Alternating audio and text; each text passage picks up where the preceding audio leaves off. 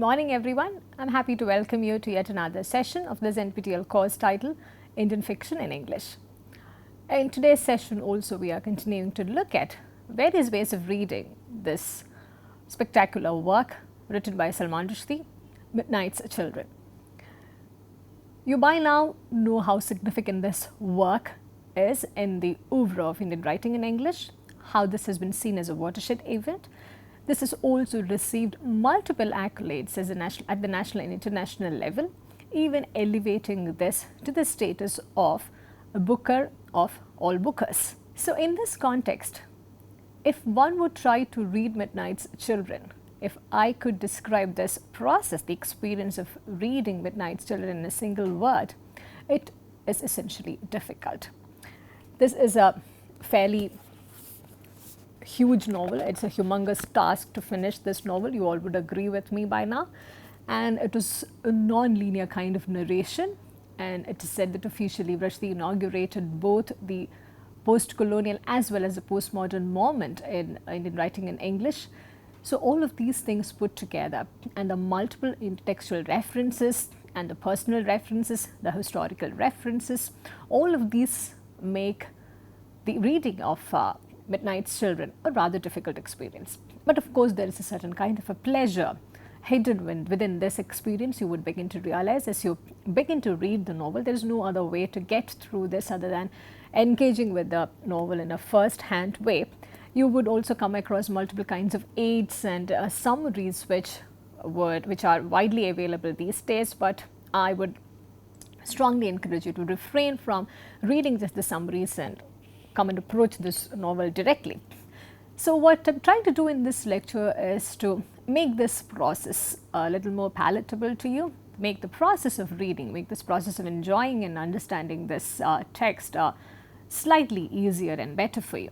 Before we again begin talking about reading and approaching Midnight's Children as an academic text, it is important for us to know the various ways in which this work has been critiqued as well as appreciated. While it remains a best known thing that Rushdie is acknowledged as the inaugurator of a particular kind of writing and a particular kind of experience in Indian writing in English, he has also faced a lot of criticism for the Orientalist depiction of India. Richard Cronin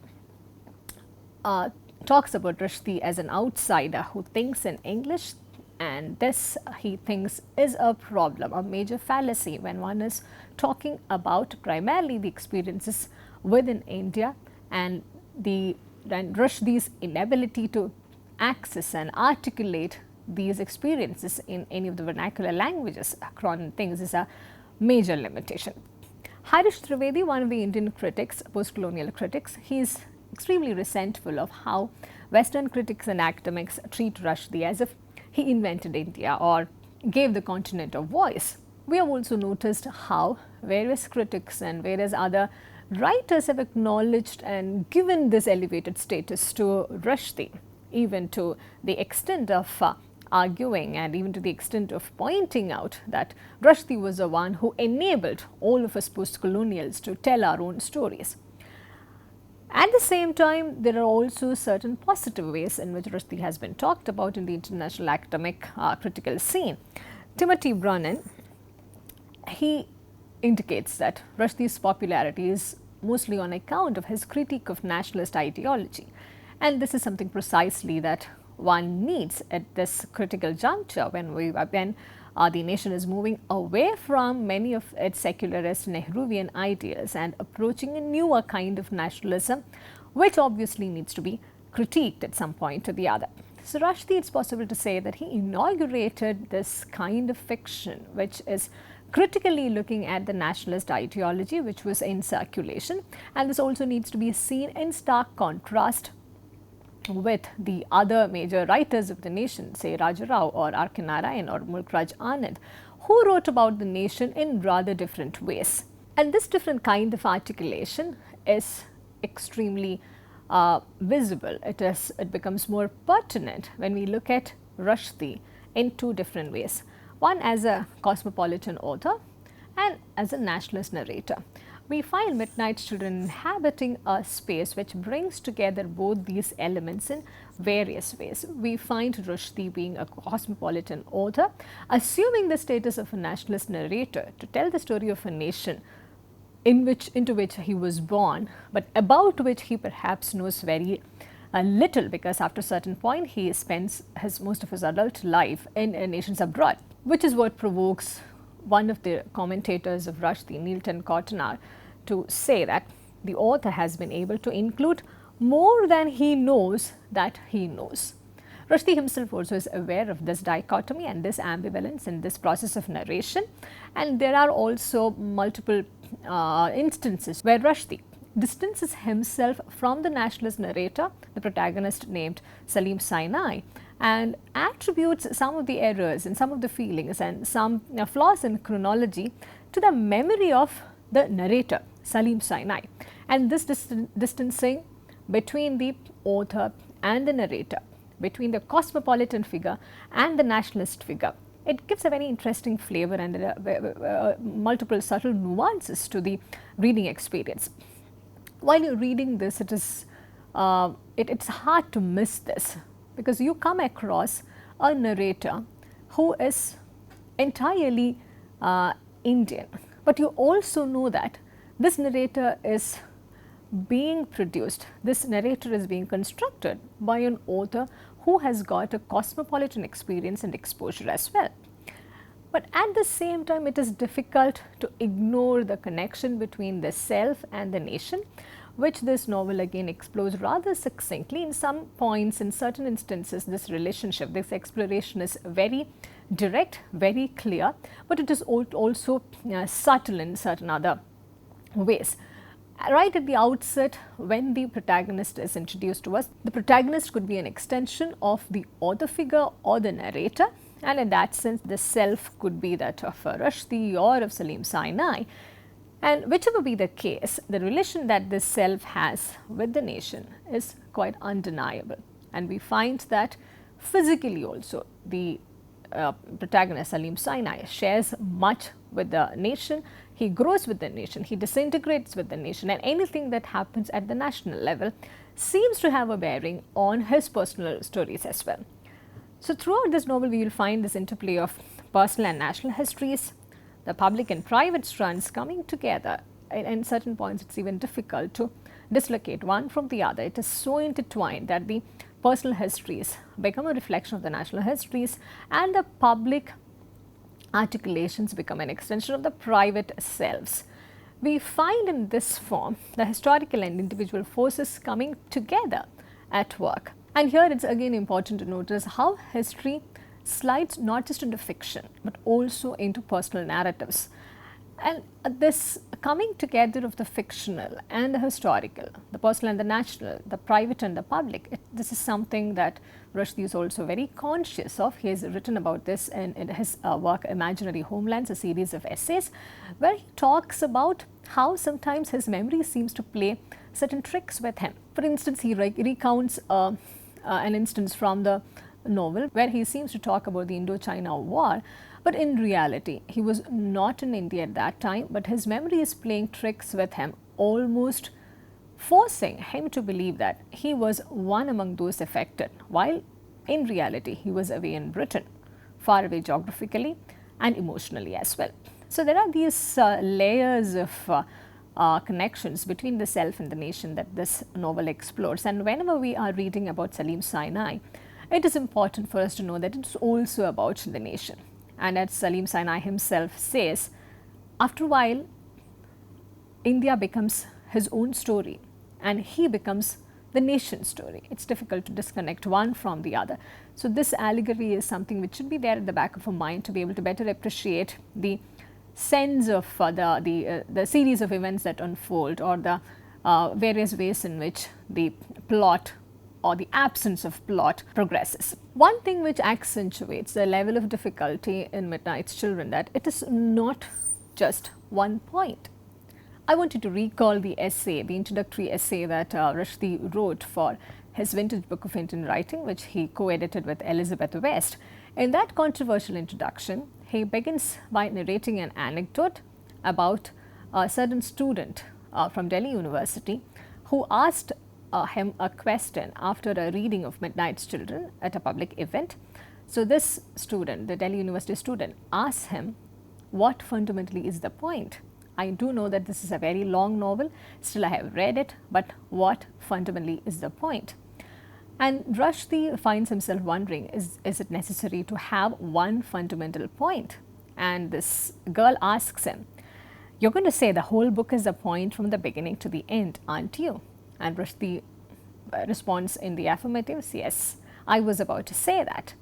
And she insists on having this one point, which unfortunately cannot be elicited from this novel, because it is not just about one point at all. It is about these many points. It is about the overall experience of bringing together these seemingly disconnected points to a single fulcrum, which is the nation. And again, you may find certain strands which continue to be disconnected, and that perhaps is the beauty of this entire experience of writing and reading this work. If you try to summarize this work in any different way, you will also realize that there is not just one point. In fact, we will find too many characters, themes and side plots, sometimes contributing and feeding into the main structure of the plot, and sometimes even in a very disconnected way.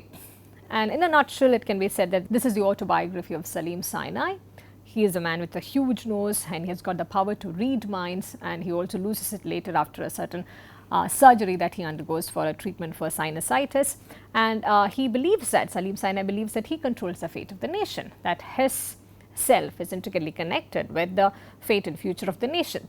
And if you are trying to look at some of the important events, we find that his family dies during the Indo-Pak War. He loses his memory, which also returns to him during the second Indo-Pak War.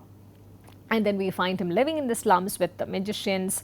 He takes up making pickles at a pickle factory. It is during this time that he decides to narrate his entire life story to Padma, to whom this entire story is being narrated.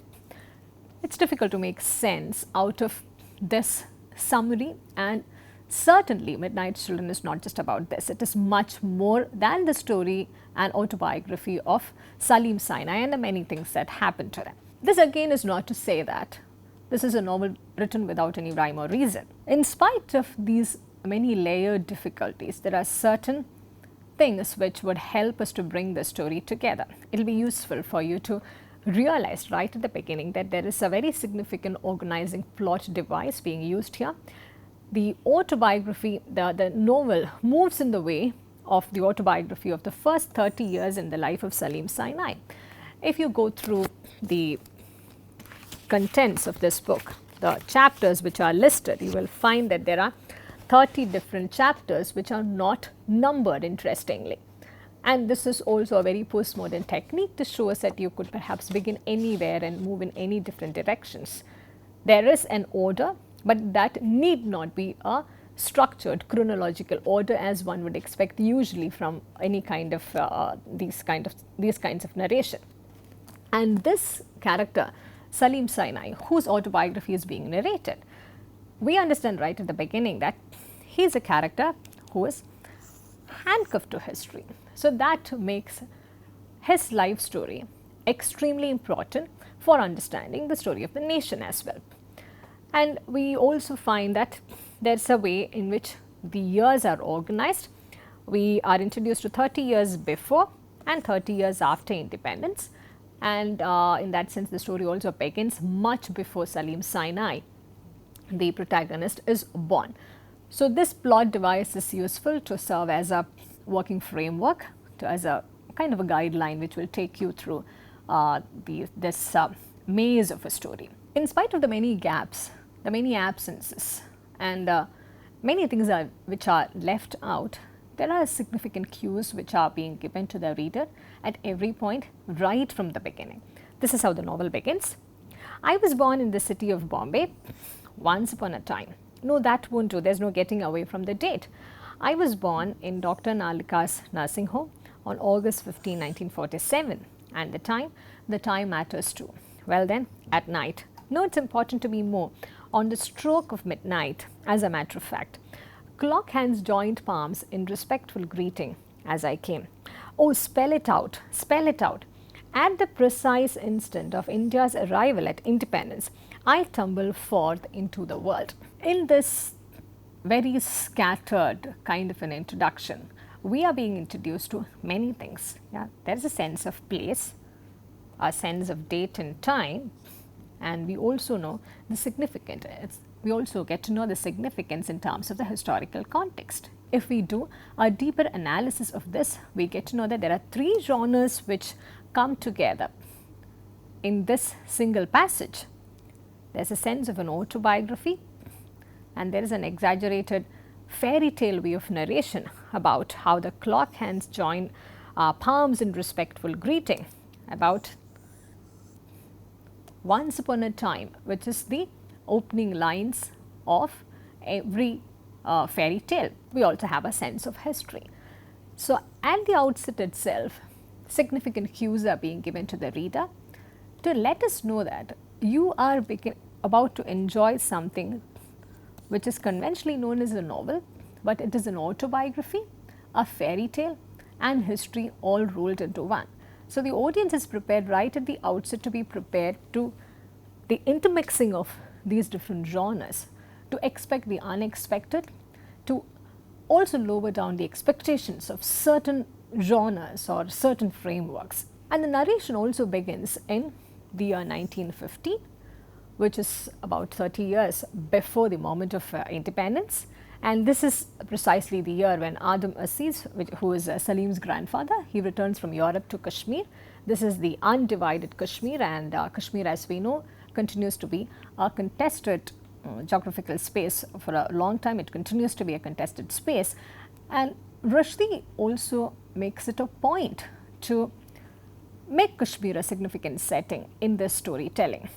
And there is an instance in the beginning where Adam Aziz hits his nose during a prayer time. The world becomes new for him. There is a drop of blood which comes out because he had hit his nose on the ground, and he loses his faith at that moment. There are many dramatic things which happen one after the other here in this moment, which is situated in 1915. It happens to Adam Aziz, and we find that magic realism, the aspects of fairy tales, the context of history, all of those things are used simultaneously to enhance the dramatic effect and also to give a different kind of a flavor to this narration of history. And this year was important in the national history for a different reason as well. Two moderate leaders died in 1915, Gopal Krishna Gokhale and Firoz Shah Mehrab, and we find the nation, the nationalist movement, moving towards more radical leadership. This is also the year, 1915 is also the year when Mahatma Gandhi returned to India. This is also the time of the First World War. So, we get to know that Rushdie, while he seems to be using language very playfully with an intermix of irreverence, hybridity, mimicry, humor, we also get to know that things are being done very deliberately. The introduction of 1915, the year 1915 as the starting point of the novel is no accident. It has been designed in that way to bring together all of these layered things which are hidden and embedded in this nationalist history. And the irreverence and the distancing is also one way of rejecting the dominant nationalist history which has been told and which has been handed down. The readers of Midnight's Children from the beginning, they have not missed out on these. This is an excerpt from one of the reviews that appeared in The Guardian. This was after Midnight's Children was again acknowledged as the Booker of Bookers. So, this is how the review reads. The story willfully defies description. Roughly speaking, it's a biography of Saleem Sinai, a child with unusual psychic and later olfactory powers, born on the stroke of midnight on August 15, 1947. His destiny is inextricably linked with that of India, the country that came into independent being at the exact time as he did. But the narrative is so jammed with contradictions, digressions, deliberate false steps and allegorical insinuations that it is impossible to do it justice in the space of a short blog. Suffice to say that it's a heady ride through the first 31 years of Indian nationhood, taking in religious divisions, linguistic battles, Indira Gandhi's repression, the tragedies of partition, the painful birth of Bangladesh, the colourful career of the unique yet everyman narrator, as well as perukas, jungles, chutneys, spices, snot, susus, 15-inch turds, eccentric aunts, indulgent uncles, slums, palaces, snake charmers, werewolves, soldiers, cripples, and more than 100 other variously mad, bad, dangerous and delightful characters. This is a very fitting description to this wonderfully crafted novel. We find that there are very, very serious things like the story of the nation. There are serious issues being engaged with, like religion, the linguistic battle, the tragedies of partition. We also deal with, in this novel, with very, very trivial things like chutneys, snot. We deal with gossip. We deal with things which are part of a family struggle. We deal with trivial details about individuals. This is a heady mixture of, as we pointed out in the beginning, it's a heady mixture of history, of autobiography and of magical realism. So, this is the way in which Rushdie had deliberately designed this novel. This is not an inadvertent thing which comes to him. A careful kind of planning has gone at every point, we would realize, integrating all of these aspects in the right form. In spite of these varied, heady things which come together, we find that Saleem Sinai continues to remain at the center of the discourse, and Rushdie uses the life of Saleem Sinai to very masterfully explore Indian post-colonial experience. So, in this lecture, our focus is also on trying to understand how this narrative space is being used very cleverly, very masterfully to talk about the post-colonial experience, to depict it, to critique it, to reject it, and also to look at it in a very irreverent and playful manner. If you look at Saleem Sinai, there is a way in which the story of his childhood shares an intricate connection with the nation.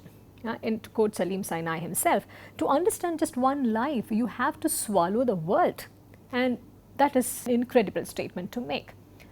Rushdie Bharucha, one of the critics and writers, he talks about how Rushdie swallowed many post-colonial citizens' worlds for us to be able to see this new world which was being opened up. We find a way in which personal farce and political realism come together in this single life of Saleem Sinai. And one way in which he enables this to happen, the personal farce and the political realism to come together, is by focusing on the physical form of the narrator.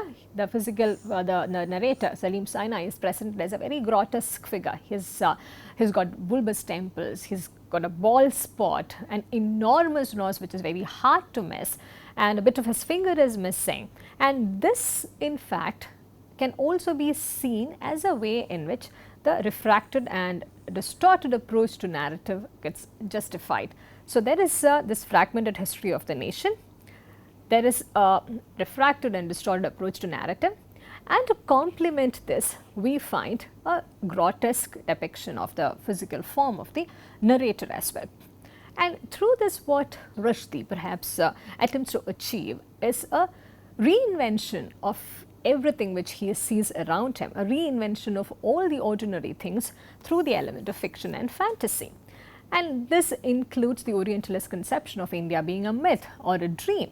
While there have been critiques about how Rushdie also plays along to these Orientalist tendencies by looking at India as an exotic, as a dream, as a myth, we find that the very conception of India as an Orientalist myth is being reinvented, is being played with in Rushdie's narratives. And he is doing this in order to showcase, in order to show to the readers that it is impossible to create a definitive version of the past, that all that we have with us is a figment of fantasy, some construction of fiction, and some sense of reinvented past. And here we find Saleem Sinai being made to say that, although I have racked my brains, my memory refuses stubbornly to alter the sequence of events. Because there is no way in which one could get to know the exact sequence of events, the exact chronology in which certain things happened in the past, because that's an impossible task. It's for the same reason that this novel also rejects any kind of linear structure. There is a beginning, middle and the end in this book, the way it has been organized and bound. But in terms of the story, it's difficult to find a linear structure through which the beginning, middle and the end is being showcased, because right at the beginning we begin in the middle of the narration, and then we also know that there are certain events in the past which needs to be accessed to make sense of the present. It's the same thing which he is extending to make sense of the story of the story of this nation, that is India. To understand contemporary India, you need to go back to that moment even before India was born. The unified India, which also had Pakistan and Bangladesh and some colonial past. Only if you begin there, Rushdie is trying to tell us that you can make sense of contemporary India, which apparently looks independent and free from all those other extra elements which were part of it before this moment of independence. And rightfully he takes us through the aftermath of colonialism. The year 1947 is being referred to as a soldier's knife, which cut a subcontinent into three: India, Pakistan and then later Bangladesh. And Saleem's family is shown to be moving from pre-partition Kashmir Valley to Amritsar, Agra, Delhi, Bombay, Pakistan and then back again to India. And in this process we find Saleem and his family undergoing and encountering violence, undergoing suffering and also facing a lot of callousness. This is due to their different kinds of positioning. It's due to their identity as Muslims, due to their identity as Indians or as Pakistanis. So we find them inhabiting certain vulnerable positions. Rather, they are being made to inhabit certain vulnerable positions so as to present this experience of post-colonialism in a very different way.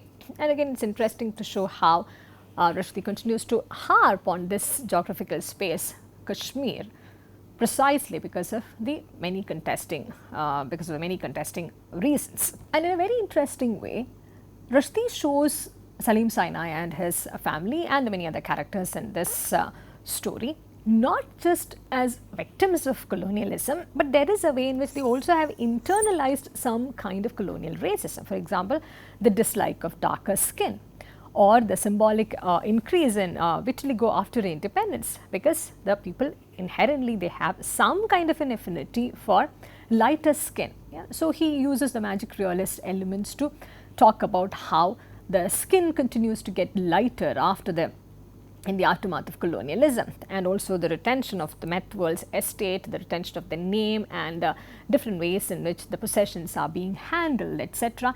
They all showcase the aftermath of colonialism in a very effective way. There are some literary references, English literary references, which are very hard to miss. Many critics have spoken about how Rushdie leads us to recall Sterne and Richardson, who were the earliest English novelists. Whether this is a deliberate or an unconscious strategy, it's difficult to say, and whether this is the result of internalized colonization, as many have accused Rushdie of, which is again, I leave that to your judgment. But it's important to note that we find an undeniable Victorian Gothic trope at work throughout this narration. The idea of the changeling child, the twin, it's all an extension of this Victorian Gothic trope with which Rushdie himself has acknowledged that he's been endlessly fascinated with. And very interestingly, Saleem, even when he's in this autobiographical mode, he's actually not narrating the story of his own family. It's not the family which is related to him by birth, because he was switched at birth with another baby who is now growing up in less privileged conditions, as you would get to know from the novel. There is this Dickensian birth accident that Rushdie plays with. In that sense, we get to know that the tradition that he seems to follow, the references that he continuously alludes it, they have been borrowed from mostly from English literary critical tradition, mostly from the European tradition than from the native Indian traditions. In his introduction to the Vintage Book of Indian Writing, he himself has acknowledged that there is an absence of any kind of literary critical tradition that he thinks he should be acknowledging, especially when he is talking about the native scene. And coming back to these references, there is also this very European tendency to talk about the Freudian patriarchal terror, which is this boy presented at birth to a man as his son, but it is not really his own son.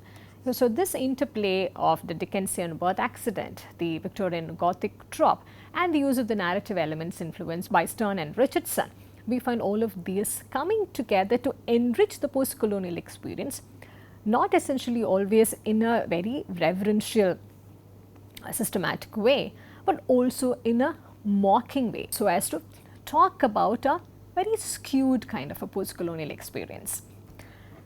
In this process of storytelling, we find Rushdie using magic as well as realism. Needless to say, magic realism is one term which is continually being associated with Rushdie and the kind of post-colonialism and postmodernism that he practices. We find a blend of European, Middle Eastern and South Asian roots in his tradition of storytelling. We also find him employing cinematic and literary inspirations, and this results in a very potent chutney, which is Midnight's Children, which narrates the story of a nation through all of these interesting elements. By focusing on multiple storytelling traditions, Rushdie is in some way trying to tell us that it is impossible to locate a single tradition or to follow one linear structure while you are trying to narrate this story of this exciting nation, which is why he is using these many techniques of magic and of realism, and he is employing them together in a very interesting way.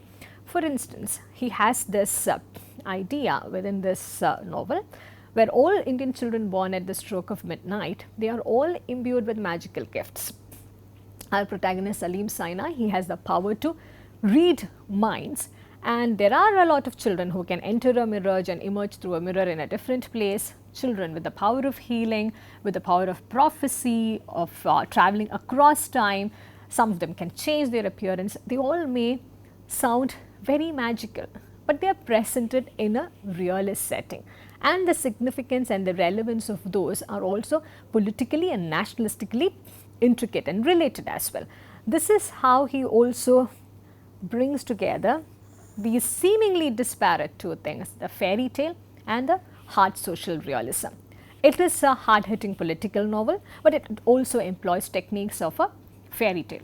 We noted in the beginning itself, he begins by talking about the birth of Saleem Sinai as something which happened once upon a time. We find these expressions rather frequently throughout this narration. And there is also the use of seemingly trivial things, seemingly silly things to talk about very profound ideas and very profound thoughts. There is a recurring image of the game of snake and ladders to show how people rise and fall randomly in the economic spectrum or in this political spectrum. And this is also significant in the post-colonial independent state, because there is a rise and fall of fortunes and there is a rise and fall of possessions depending on your identity and how this identity of a majoritarian or a minoritarian sits well with the current politics of the nation.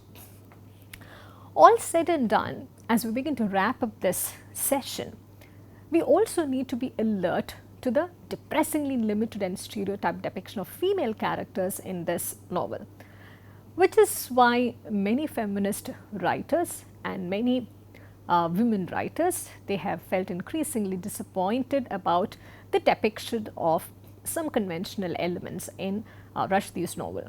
This has said to be liberating for the nation. This is seen as a kind of a fresh whiff of air as far as the stories about the nation are concerned. But when we talk about the women in this novel, we do not find any radical experimentation being done. We do not find any liberating narrative being employed. Most women in this novel, they are shown as cheats or as prudes or as gossip mongers, as shrews, nags, temptresses, superstitious, fanatic, stubborn, irrational and petty. We do not find an encouraging positive figure of a female character in this entire novel. There are particular instances of the flirty cousin Zora, or Vanita the cheating wife, Mary the nanny, who also is an Anglo-Indian and switches the children at birth. And there is a very subtle reference to a fisherwoman whose sari was as tight as her morals were loose, which also shows that sadly Rushdie is also the victim of the many stereotypical depictions which are being floated around. He makes little effort to come out of those and use his radical liberatory potential for the portrayal of his women characters as well. Padma is one significant character. Padma is the one to whom Saleem Sinai is narrating the story of his life, and she is being referred to with a lot of warmth. But unfortunately, she is nothing more than a stereotype in this novel. There is no active role that she is being made to perform. She is presented as the narrator's devoted servant, and there are various instances in the novel which tell us that Saleem Sinai is making full use of her cooking, housekeeping, and also using her as sexual labor. In his own words, I recount, she is recounted to. She ministers and I accept her ministrations. So it's a very passive role that she is forced to perform in this narration, and the presence of Padma does not really make much of a difference in alleviating the many other sexist comments and references that Rushdie makes in this work. This is not to say that the single element takes away the charm of this fantastic work, and it continues to impress, it continues to bring out newer ways of looking at it. In fact, one interesting thing is that right from the beginning till the end, it continues to be a very engaging read. And I particularly like the way in which the chapters are titled. They sound very unconventional and extremely interesting. I read out some of the chapter titles to you. The first one is called The Perforated Sheet, which also refers to the nation, which needs to be seen through the many perforations. Yeah. Another title is Tick Tock, referring to the moving time. Yeah. The one chapter is titled Fisherman's Pointing Finger. There is one which is called The All India Radio. There's Love in Bombay, The Colinos Kid, referring to the popular toothpaste advertisement of those times. Revelations, which is a very religious sort of a reference, but it does not really talk about anything related to that. There is The Buddha, Sam and the Tiger, A Wedding, A Midnight, and the final chapter is titled Abracadabra, bringing in the element of magic in a very real and a very direct sense. The book is also dedicated for Zafar Rushdie, who, contrary to all expectations, was born in the afternoon. So there are these many interesting things, many spectacular things which are being brought together to weave into the story of the nation in a wonderful way. And there are multiple ways in which you can continue to read this novel. Some of the other important themes and concerns include reading this work as a national allegory, which is what we had been doing mostly in our discussions of this work. This work has been seen as a particular literary marker of the post-emergency crisis. It's seen as a Nehruvian epic by some. The magic realist elements can be focused more upon. It could be read within the frameworks of postcolonialism and postmodernism as well. So these are some of the approaches and some of the ways in which you can begin to read and appreciate this work. I hope this will continue to be an enjoying experience for you to read and enjoy the novel Midnight's Children. Thank you for listening to this. I look forward to seeing you in the next session.